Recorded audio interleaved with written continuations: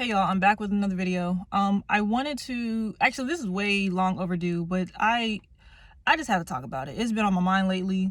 Um, you know, sensitive topic, but it is what it is. It needs to be exposed.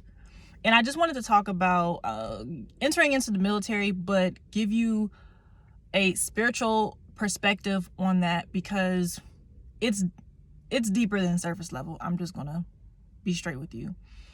And the reason why I bring this up was because I was just reflecting on my time being in the military. And then, I kind of read articles about what's going on. Well, they kind of pop up in my phone.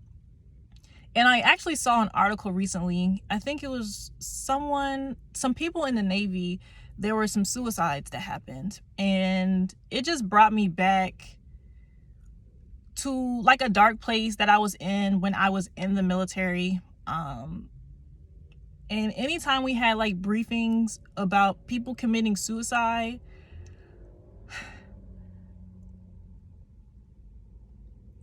I always was just like, there has to be like a solution for this to stop.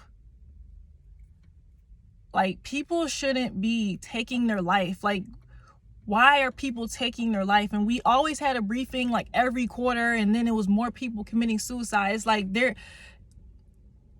something going on here that's not right. And I feel like just building my relationship with Jesus Christ, he just kind of revealed to me what the issue is. And to be honest with you, I genuinely believe, and I know this to be true. I'm just gonna say that. And it's something that the military doesn't talk about, really, because I feel like the powers that be don't want people to know the truth, because they want people to continue to join. But the real reason is spiritual. When God says in his word that we don't battle against flesh and blood, like physical, we battle against, principalities, it's so true. So the physical realm, people are committing suicide, but it's deeper than that. And the reality is that when you enter into the military, you have to take an oath. It doesn't matter what career field you're going in. It doesn't matter if you're enlisted or an officer. It doesn't matter what branch you're in. You have to take an oath to get into the military. And the thing about when you take an oath, it's like, it lasts for like 10-15 seconds, because you're reciting words and then you're going about your day. But that's the thing. People don't think about that. People say 10-15 seconds restating the words, and then they go about their day. The thing about oaths is that when you take one, you're entering into a spiritual covenant. And the reality is that not every job requires you to take an oath. There is a reason why law enforcement, lawyers, judges, people in the military take oaths to get into the career fields. I am employed right now, and I did not take an oath. I signed a contract, said I'll show up to work, that they'll pay me, and I went about my day. I did not have to take an oath. An oath is not the same thing as you applying for a job, getting the job, signing a contract, and getting paid. That's not the same thing. Don't allow people to make you think that it's on the same level. It is not. There's a reason why there are specific career fields that require you to take an oath. And the military is one of them, because when I was in order for me to get in, I had to take that oath. But the thing is, when you take an oath, it is a spiritual covenant. When you are dealing with the spirit realm, you are dealing with a God. Point blank, period. It doesn't matter if you don't believe, or if you're a hardcore believer. You're dealing with a God. Okay?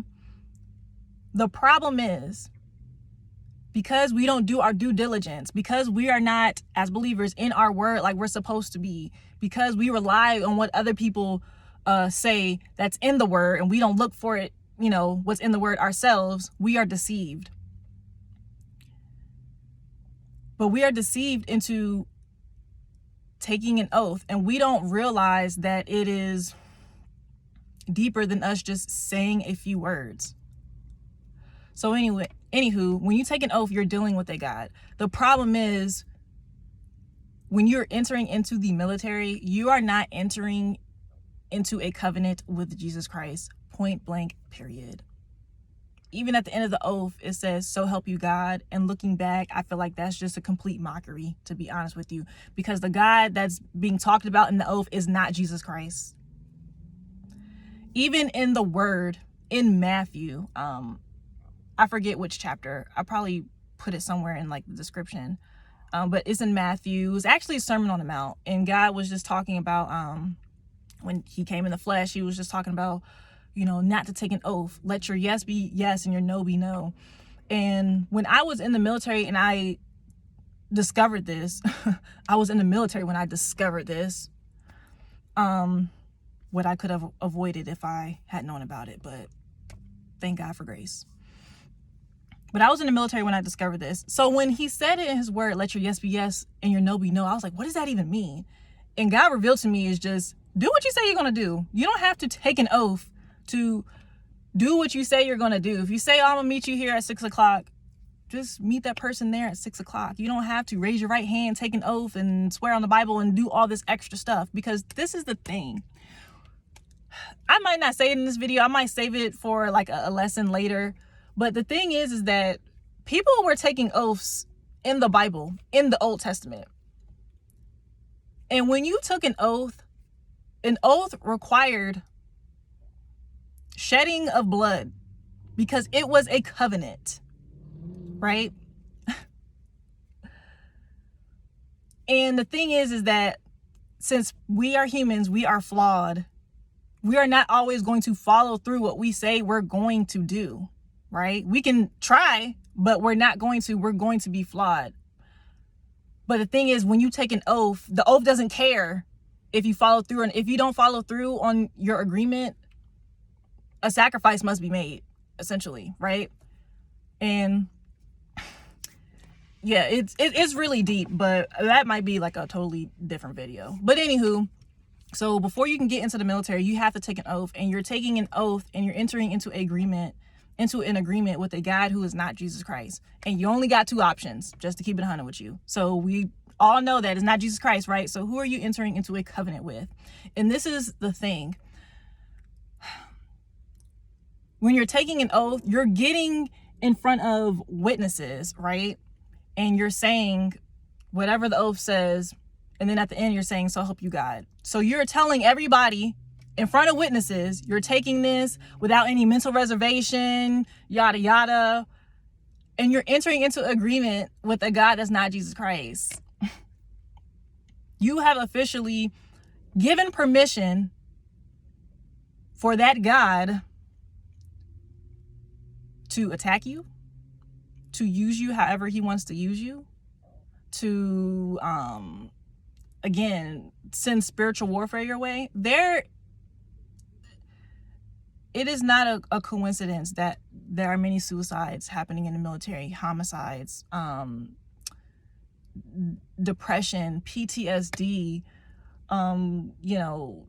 people cheating on their spouses. Like there's a whole bunch of nonsense that actually goes on in the military that the public don't know about, because the military is kind of seen as like, oh, we're supposed to be looking up to these people in uniform and stuff like that. And a lot of people will try to dismiss that and say, oh, well, that can happen anywhere and stuff. And yes, it can't happen anywhere, but we're talking about the military right now, so let's stay on topic. It's kind of like they deflect. But there's no coincidence that these things happen, because again, you're not entering into a covenant with Jesus Christ. Know them by their fruits. You shall know them by their fruits. What fruit is the military producing? You don't even have to go overseas to look. Right here on American soil. What fruit is it producing?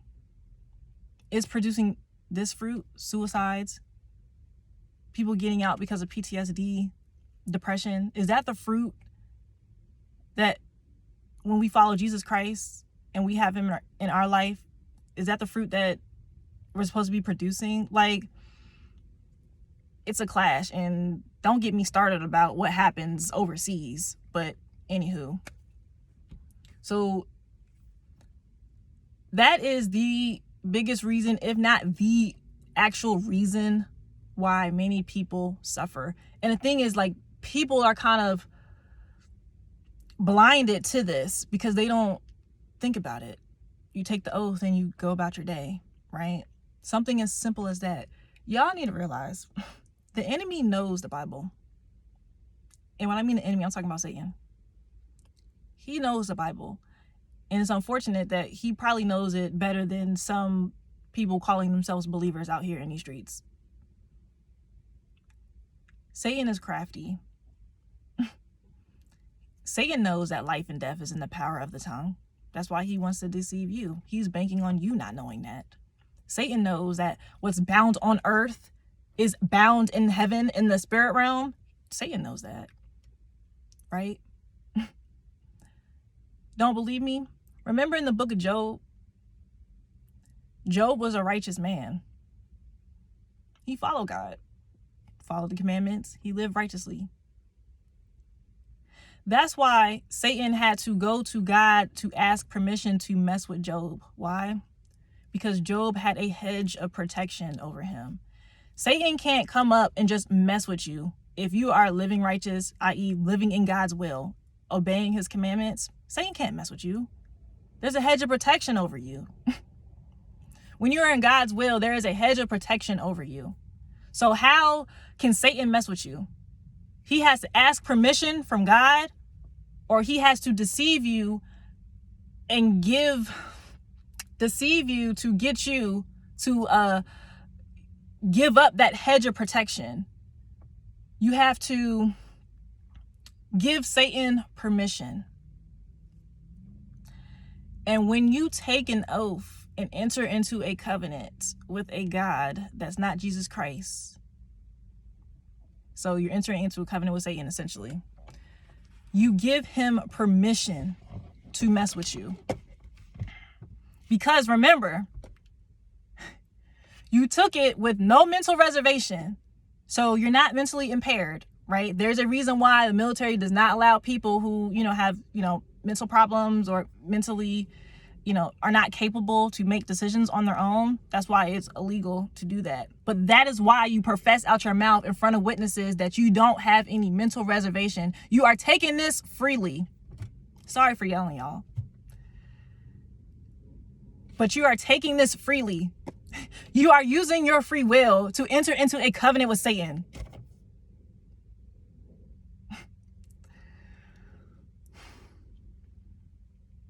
And it's really crazy when you think about it.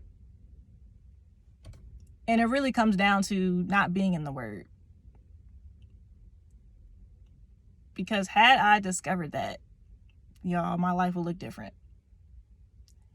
I don't dwell on it as much, but I am reminded more often than I would like to be reminded that I took an oath in front of people and entered into a covenant with a God that wasn't Jesus Christ. And that's something that I have to live with. I wish I didn't have to live with that, to be honest with you. It's like, dang, like how did I was deceived. I was young, but still,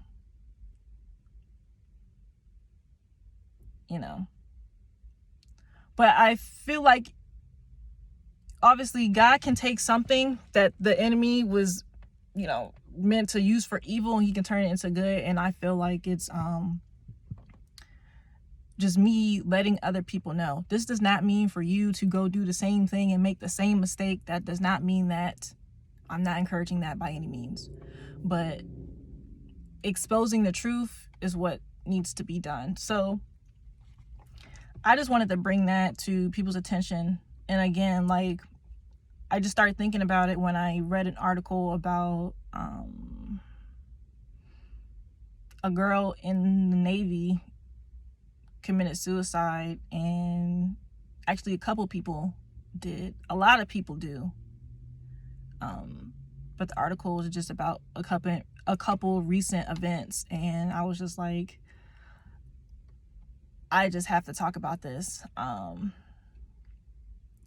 because you're not going to hear this in briefings. You're going to hear, oh, work is stressful, people having problems in their relationships and yada yada. If you want to talk to somebody, talk to somebody. And the problem with talking to somebody, because trust me, y'all, I was there. The problem with talking to somebody in the military is that it's not like talking to somebody out in the real world. Like, half the time you're scared that if you say something, it's going to go on your records and mess up your career. Who wants to be labeled as the crazy person, or this person has mental disorders and stuff like that? Me personally, when I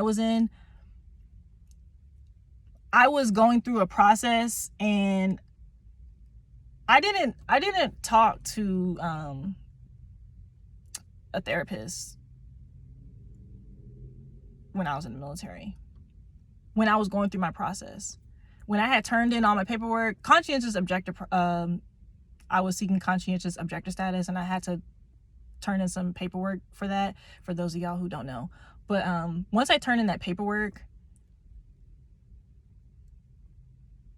I then reached out. So before I turned in the paperwork, I didn't talk to a therapist. After I turned in the paperwork, after everything was kind of, said and done, stamped, signed, whatever, and it was in the ranks, going through the ranks, then I talked to a therapist. And the only reason I did that was because I was like, what the heck?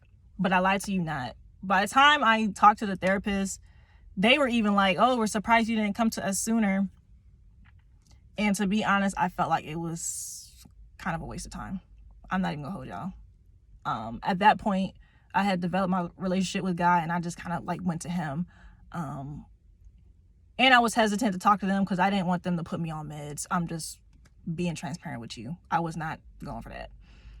So I started skipping my sessions, and they started blowing up my phone, trying to call me, because this was like during COVID, and you had to do it over the phone, which I felt was even more waste of time. So I just stopped answering, and that was it. That was my experience with a therapist, which I really didn't need them at that point. But if you are somebody who wants to reach out to one, I encourage you to, but I would encourage you to seek God first. God should be your foundation, and then seek help. But I will go more in depth with that later. But all in all, y'all, I just wanted to share with you about taking an oath, entering into the military, because people need to realize that it's more than just raising your right hand, saying a few words, and going about your day. You are entering into a spiritual covenant with a God that is not Jesus Christ, straight up. There is a reason why there are people suffering in the military, because they don't realize that they've exposed themselves spiritually. They don't have that hedge of protection over them. And then on top of that, a lot of people aren't seeking Jesus Christ like that. So they're not coming into the truth. They're not coming into that knowledge and understanding what they've gotten themselves into. So if you have any questions, hit me up, leave a comment. Just hit me up if you have any questions. And I'm definitely coming with more videos about this, because this needs to be talked about. I'm tired of people brushing this under the rug and making people who are going through this feel like there's something wrong with them. And we're going to address it, because that stops today. So anywho, I'll see you next time. Bye.